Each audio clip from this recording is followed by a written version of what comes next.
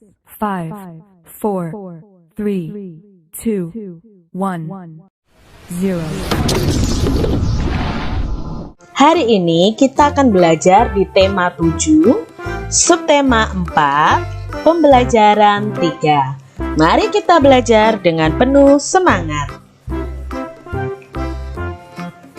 Apakah kalian pernah pergi ke kebun binatang?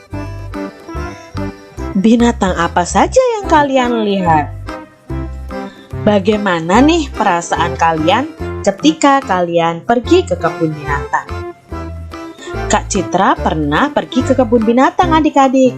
Di sana Kak Citra melihat bermacam-macam binatang. Dan perasaan Kak Citra saat berkunjung ke kebun binatang pastinya sangat senang. Berkunjung ke kebun binatang. Siti dan teman-temannya berkunjung ke kebun binatang. Mereka sukacita mengikuti kunjungan. Banyak binatang di kebun binatang. Seluruh siswa mengikuti kunjungan. Mereka belajar bersama di kebun binatang. Rasa kebersamaan mereka menambah semangat belajar. Di sini Siti dan teman-temannya berkunjung di kebun binatang. Mereka belajar mengenai bermacam-macam binatang. Rasa kebersamaan mereka menambah semangat mereka untuk belajar. Mereka mengunjungi semua hewan yang ada di kebun binatang. Siti membeli makanan hewan yang dijual di sana. Sambil berkeliling, sesekali ia memberi makanan sehingga hewan pun mendekat. Nah, di sini Siti dan teman-temannya membeli makanan hewan yang dijual. Nah, di situ Siti memberikan makanan berupa wortel ya, adik-adik ya, kepada rusa. Nah, adik-adik, kalau kalian berkunjung ke kebun binatang, kalian juga harus tahu kalian hanya boleh memberi makanan kepada hewan-hewan yang tidak buas, adik-adik. Jadi kalau hewan buas, kalian tidak boleh memberikan makanan. Ada juga kebun binatang yang melarang kita memberikan makanan kepada hewan, karena itu juga berbahaya bagi kita. Siti memberi 4 wortel kepada seekor rusa jantan dan seekor rusa betina. Rusa jantan diberi 2 wortel. Rusa betina diberi 2 wortel. Rusa jantan berarti mendapatkan setengah bagian. Sedangkan rusa betina juga mendapatkan setengah bagian. Jadi di sini Siti memberi 4 wortel kepada 2 rusa. Nah, Siti membaginya dengan cara yang adil atau sama banyak, sehingga rusa jantan mendapatkan 2 dan rusa betina juga mendapatkan 2. Maka bagian si rusa jantan ini berarti setengah bagian dari 4 wortel yang ada. Nah, berarti setengah bagian dari 4 wortel yang ada, si rusa itu mendapatkan 2 buah wortel. Paman memiliki 6 buah wortel. Setengah dari wortel itu jumlahnya ada. Nah, di sini ada 6 wortel, adik-adik. Terus cara mencari tahu setengah dari wortel itu jumlahnya ada berapa? Maka kalau setengah itu berarti dibagi menjadi 2 bagian. Jika yang ditanyakan setengah, maka jumlah wortel itu dibagi menjadi 2 sama banyak. Nah, Kak Citra di sini sediakan kotak ada 2, karena kita mau bagi 2 sama banyak. Jika kotak pertama mendapat 1 wortel, maka kotak kedua juga mendapatkan 1 wortel, karena kita membaginya dengan sama banyak. Jika kotak pertama mendapatkan 2 wortel, maka kotak kedua juga mendapatkan 2 wortel. Di sini baru 4 wortel yang kita bagikan. Lalu kotak pertama mendapatkan 1 lagi dan kotak kedua juga mendapatkan 1 wortel lagi. Di sini sudah ada 6 wortel yang dibagi menjadi 2. Nah, setiap bagian ada berapa wortel adik-adik? Setiap kotak ada 3 wortel. Jadi bisa dicari dengan cara 6 dibagi 2. Mengapa dibagi 2? Karena kita mencari setengah dari jumlah wortel yang ada. 6 dibagi 2 itu adalah 3. Nah, setiap kotak isinya 3. Jadi setengah bagian dari jumlah wortelnya tadi 6, berarti setengah bagiannya ada 3 buah. Kita lanjut nih adik-adik. Ibu memiliki 6 buah wortel. Sepertiga dari wortel itu jumlahnya ada. Nah, sekarang kita mencari tahu kalau ada wortel 6, sepertiganya berapa? Kita tahu bahwa sepertiga itu 1/3. Jika yang ditanyakan sepertiga, maka jumlah wortel itu dibagi menjadi 3 sama banyak. Kak Citra punya 3 kotak karena dibagi menjadi 3 sama banyak. Jika kotak pertama mendapatkan 1, maka kotak kedua dan kotak ketiga juga mendapatkan 1 wortel. Lalu kotak pertama mendapatkan 2 wortel, kotak kedua dan kotak ketiga mendapatkan 2 wortel juga. Nah, di sini jumlah wortel secara keseluruhannya sudah ada 6 buah. Nah, setiap kotak sendiri ada 2 buah wortel. Jadi bisa dicari dengan cara 6 buah wortel tadi dibagi menjadi 3. Maka setiap bagiannya adalah 2. Sepertiga bagian dari jumlah wortel di atas ada 2 buah. Jadi 6 dibagi 3 sama dengan 2. Soal berikutnya. Udin memiliki 8 apel. 1/4 dari apel itu jumlahnya ada. Nah, sekarang 1/4 nih adik-adik. 1/4 itu 1/4. Jika yang ditanyakan 1/4, maka jumlah apel itu dibagi menjadi 4 sama banyak. Kak Citra punya 4 kotak dan kita mau isi setiap kotaknya dengan jumlah apel yang sama. Nah, kotak pertama mendapatkan 1 apel, maka kotak kedua, kotak ketiga, dan kotak keempat juga mendapatkan 1 apel. Di sini baru 4, padahal jumlah apelnya ada 8. Lalu kotak pertama mendapatkan 1 lagi apel, kotak kedua, kotak ketiga, dan kotak keempat juga mendapatkan 1 apel. Di sini apel Udin sudah berjumlah 8, dan masing-masing kotak ada 2 apel. Jadi bisa dicari juga dengan cara 8 dibagi 4 sama dengan 2. Jadi 1/4 bagian dari jumlah apel Udin yang berjumlah 8 tadi ada 2 buah. Jadi adik-adik bisa mencari caranya dengan membagi dalam kotak ini atau dengan cara pembagiannya ya adik-adik ya. Kita lihat soal berikutnya. Siti memiliki 8 apel. Setengah dari apel itu jumlahnya ada. Nah, setengah tadi kita harus bagi berapa adik-adik? Ya, untuk mencari setengahnya kita harus membaginya menjadi 2 sama banyak. Berarti Kak Citra sediakan kotak 2. Lalu kita bagi apel sama banyak sampai jumlahnya 8. Maka setiap kotak berisi berapa? Ya, berisi 4. Jadi setengah dari apel itu jumlahnya ada 4. Atau dengan cara pembagian. Nah, 8 dibagi 2 karena dibagi setengahnya. Maka 8 dibagi 2 itu ada 4. Jadi setengah bagian dari jumlah apel di atas ada 4 buah. Nah, sekarang Kak Citra punya 6 wortel. Nah, 6 wortel ini mau kita bagi menjadi setengah-setengah. Berarti kita bisa bagi nih adik-adik. 1 wortel di bagian atas, 1 wortel di bagian bawah. Begitu seterusnya sampai berjumlah 6.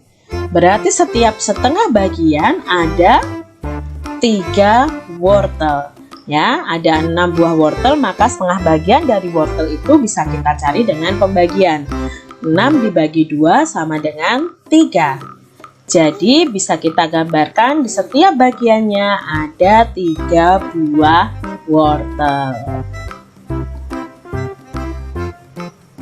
Nah, sekarang kita mau belajar memasangkan gambar dengan pecahan yang sesuai. Setiap rusa memakan 1 wortel dari kumpulan wortel di samping. Rusa yang pertama memakan 1/2. Jadi memakan 1 wortel dari 2 wortel yang ada. Maka gambar wortelnya yang mana adik-adik? Ya, ini gambar wortel yang sesuai. Rusa yang kedua memakan 1 wortel dari 3 kumpulan wortel yang ada. Berarti gambar wortel mana yang sesuai dengan rusa yang nomor 2 atau rusa gambar yang kedua? Ya, 1/3 sesuai dengan gambar berikut. Lalu rusa yang terakhir dia memakan 1 wortel dari 4 wortel yang ada. Berarti rusa memakan berapa bagian dari jumlah wortel itu? 1/4. Maka gambar yang benar adalah berikut. Begitu adik-adik, mudah ya. Coba cari informasi tentang teman yang menyukai berkunjung ke tempat wisata kebun binatang dan yang tidak menyukai berkunjung ke kebun binatang. Mungkin di antara teman-teman kalian ada yang suka, ada yang tidak suka berkunjung di kebun binatang. Coba kalian tanyakan kepada teman kalian masing-masing. Diskusikan bagaimana sikap kalian terhadap teman yang suka dan tidak suka berkunjung ke kebun binatang. Jadi kalau teman kalian mungkin ada yang suka, ada yang tidak suka adik-adik. Nah, bagaimana sikap kalian terhadap mereka? Kalau Kak Citra, sikap Kak Citra terhadap teman yang berbeda, suka berkunjung ke kebun binatang atau yang tidak suka, maka sikap Kak Citra akan seperti ini adik-adik. Kita tetap bermain bersama, lalu tidak boleh mengejek ya, tidak boleh saling mengejek, saling menghormati, saling membantu. Itu adalah sikap-sikap Kak Citra yang bisa kalian tiru untuk teman-teman kalian yang mungkin berbeda pendapat dengan kalian. Nah, setelah melihat rusa-rusa, Siti dan teman-temannya melihat gajah. Sambil melihat gajah dari jarak cukup dekat, Siti bercerita tentang persahabatan gajah dan tikus. Nah, di sini Siti melihat gajah, hewan yang sangat besar adik-adik, punya belalai, punya hidung yang panjang, punya telinga yang lebar. Nah, di sini ada dongeng tentang gajah dan tikus. Mari kita simak persahabatan gajah dan tikus. Bunga ini sangat harum, Tuan. Sangat pantas untuk pengharum ruangan, kata tikus mempromosikan dagangannya. Bunga apa ini? Tanya gajah. Ini adalah sebuah bunga yang sangat ajaib, jawab tikus. Apakah bunga ini wangi? Tanya gajah. Tentu saja, bunga ini sangat harum, jawab si tikus. Boleh aku mencobanya? Tanya gajah penasaran dengan wanginya. Tentu saja tuanku, silahkan. Gajah pun perlahan-lahan mengulurkan belalainya yang panjang. Ia pun menghirup wangi bunga ajaib itu. Benar sekali yang dikatakan tikus. Bunga tersebut sangat wangi. Namun, tidak lama kemudian hidungnya terasa geli dan gatal, tidak bisa tertahan. Hidungnya tiba-tiba akan bersin. Tetapi ia harus menahannya karena tidak baik bersin di depan orang lain. Namun hidungnya terus saja terasa geli. Ia terus mencoba menahannya. Akhirnya, tanpa disadari, gajah mengambil ancang-ancang untuk bersin. Ia menghirup udara kuat-kuat melalui mulutnya yang besar. Begitu besar angin yang masuk ke dalam mulutnya. Bahkan tangkai bunga pun tersedot keluar dari tangkainya. Melihat ancang-ancang gajah, tikus pun bersiap untuk pergi meninggalkan tempat tersebut. Ia berpikir akan terjadi angin topan. Tiba-tiba gajah pun bersin dengan sangat hebat. Akibat bersinnya yang hebat itu, rumah-rumah menjadi rusak gentingnya, berterbangan seperti dilanda angin topan. Tikus pun terpelanting sangat jauh hingga puluhan meter. Bunga dagangannya pun berserakan kemana-mana karena bersinnya yang sangat hebat. Gajah pun terjatuh ke tanah, bahkan mengeluarkan air mata. Ia melihat semua yang dihadapannya rusak akibat bersinnya tersebut. Ia merasa sangat bersalah dan menyesal. Namun itu semua bukan keinginannya. Gajah hanya diam sambil menatap semua kerusakan. Tiba-tiba datanglah seekor badak.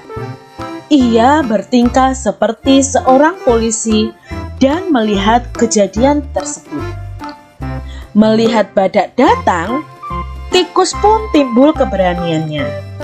Ia segera berlari-lari menghampiri gajah. "Hei tuan, kau harus mengganti kerugianku. Lihatlah, bunga-bunga daganganku semua berhamburan dan hancur. Aku akan adukan kau kepada badak," bentak tikus marah. Gajah hanya diam. Ia merasa sangat bersalah. "Tenanglah, aku akan mengganti semua kerugianmu," kata gajah dengan lembut. Badak pun menghampiri gajah dan tikus. "Lihat akibat perbuatanmu," bentak badak dan menunjuk ke arah rumah-rumah yang rusak. "Iya, itu salahku," kata gajah mengakui kesalahannya. "Bunga-bungaku semuanya rusak. Aku meminta ganti rugi," bentak tikus. Sebenarnya gajah sangat marah kepada tikus karena bunga yang ia jual. Akibatnya malah kacau balau. Tetapi gajah menahan kemarahannya. "Apa benar yang dikatakan tikus?" tanya badak. "Tidak, saya tidak merusaknya dengan sengaja," jawab gajah. "Bagaimana rumah itu bisa hancur dan bunga-bunga yang tikus jual berserakan kemana-mana?"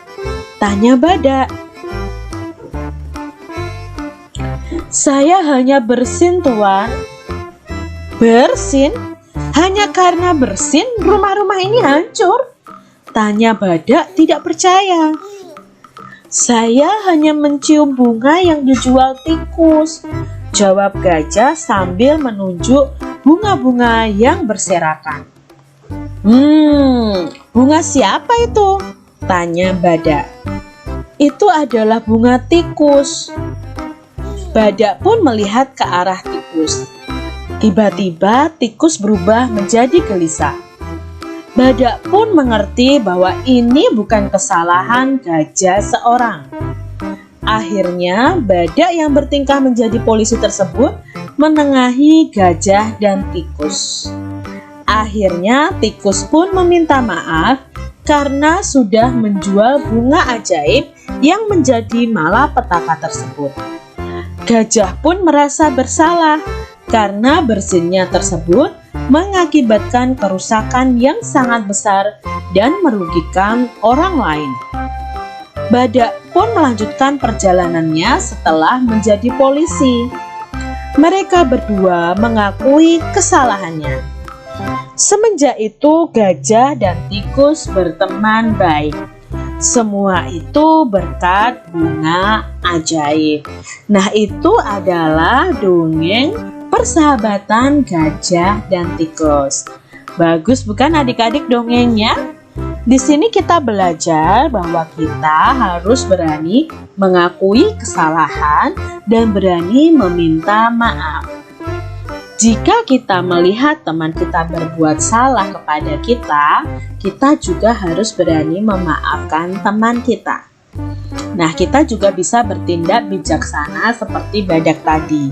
Badak tadi tidak hanya membela tikus atau gajah, tetapi menjadi penengah atau menjadi orang yang menengahi setiap permasalahan dari gajah dan tikus tadi.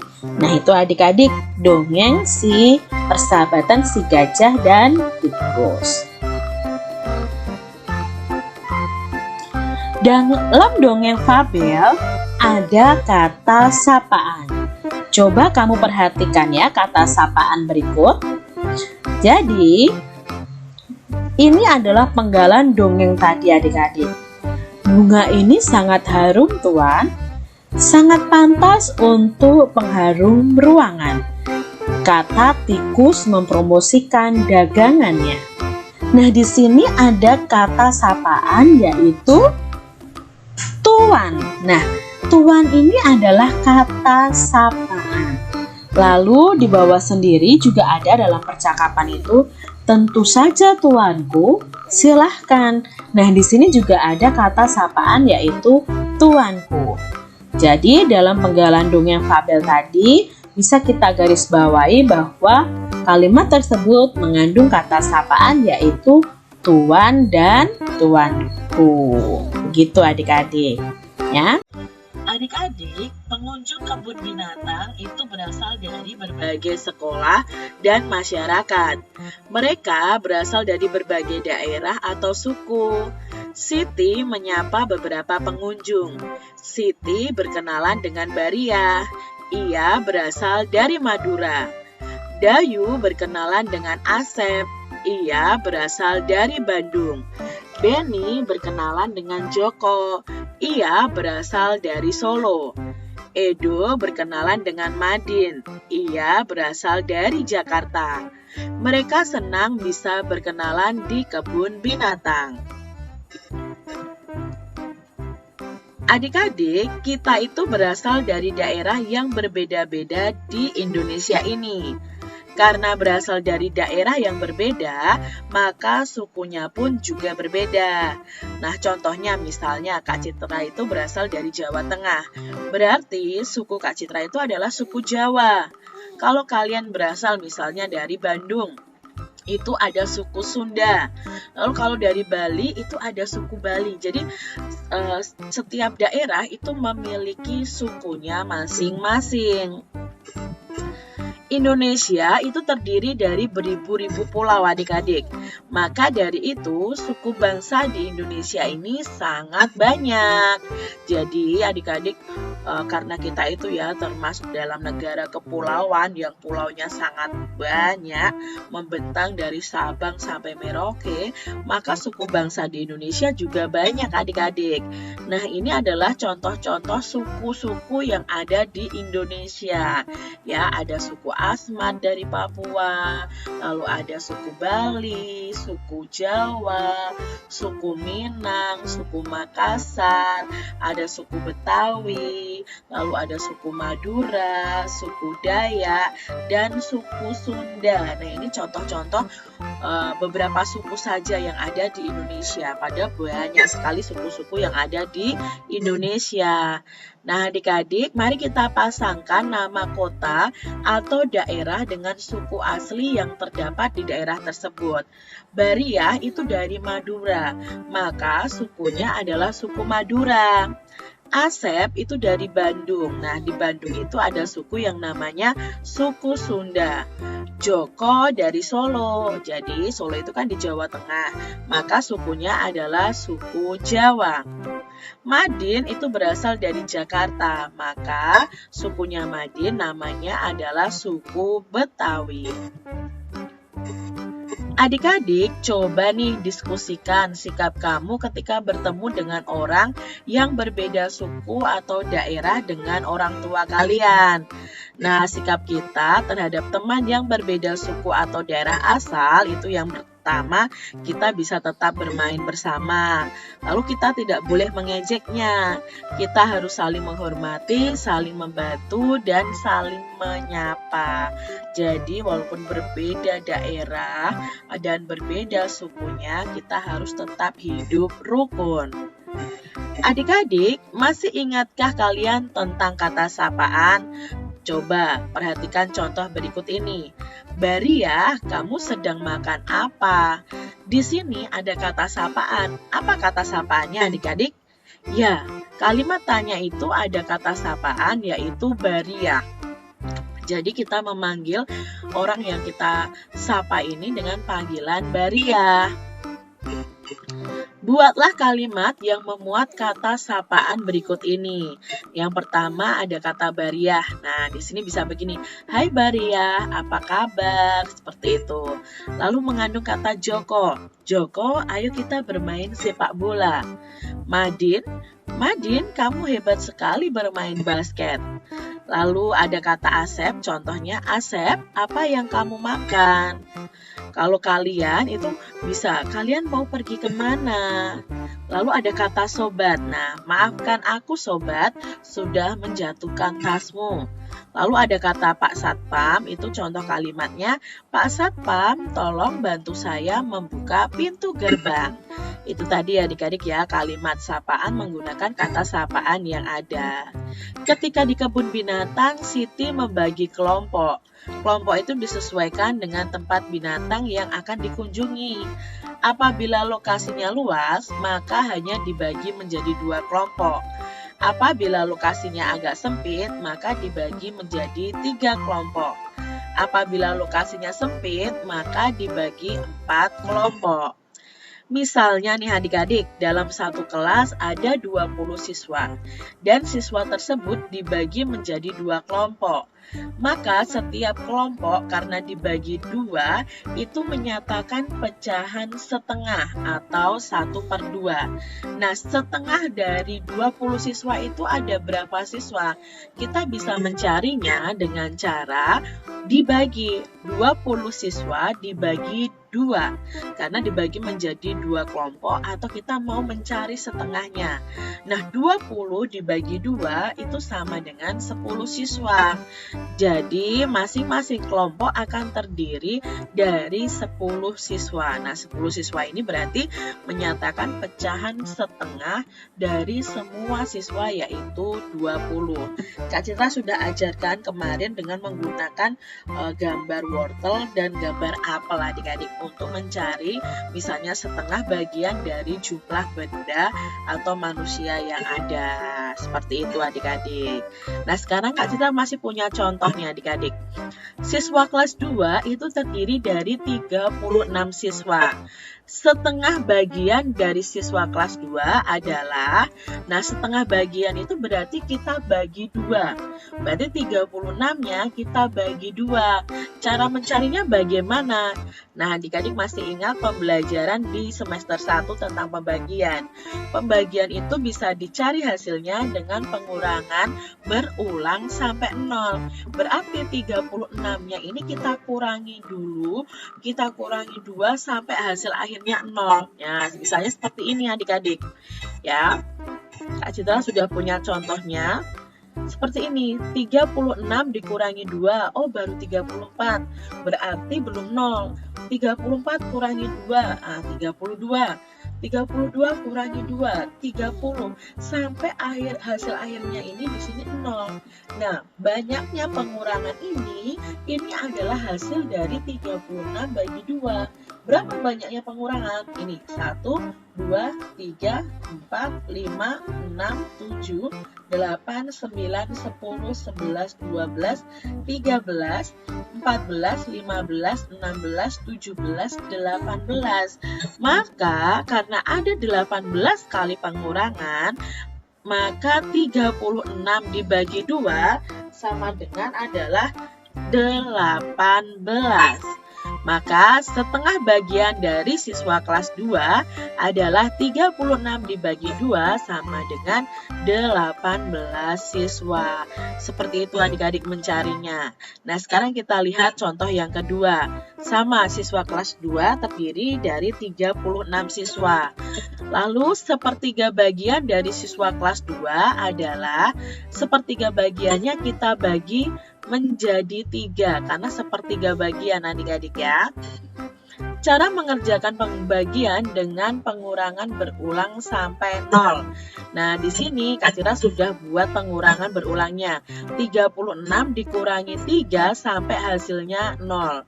Nah, karena ada 12 kali pengurangan, maka di sini 36 dibagi 3 sama dengan 12.